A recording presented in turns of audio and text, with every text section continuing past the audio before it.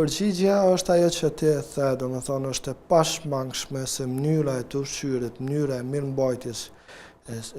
luan rol shumë te individi. Mos të harrojmë këtë se ka persona për shembull të za na thojnë unë shumë rralli pastroj dhëmbët. Po me të vërtetë kur i bëjmë vizita, e shohim që shumicën e dhëmbëve i ka në rregull, i ka më mirë se sa ai që ndoshta për një masë është më i kujdesshëm pastrimin e dhëmbëve. Faktorët mund të jenë edhe biologjik, mund të jenë shembull anatomik, mund të jenë shembull të za iatrogen, mënyra se çysh ushqehet njëri, çfarë ushqime është hajnë. Kam hasë raste për shembull kur më ka thonë pacienti që shumë rralli pastron dhëmbët edhe dhëmbët i ka pas në gjendje jo të keqe.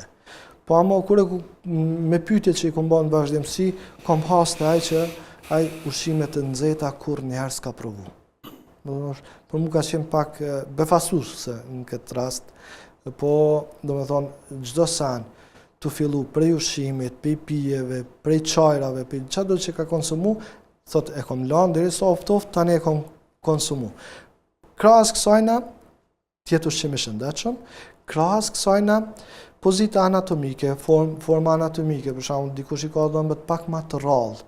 edhe vetë pastrimi i dhëmbëve, se pshtyma luan rolin e vetë pastrimit, është më efektiv se sa ai që i ka dhëmbët pak më të ngjeshur ose mishat i ka xhepa shumë paradontal mes dhëmbëve ku grumbullimi i ushqimit është i pashmangshëm edhe mënyra e pastrimit është më e vështirë. Edhe kjo luan rolin e vet që deri te prishja e shpejtë e dhëmbëve ose ajo e para që përmendim, domethënë deri te vetë pastrimi, vetë mirëmbajtja e dhëmbëve, si rezultat i ushqimeve bio, si rezultat i kujdesit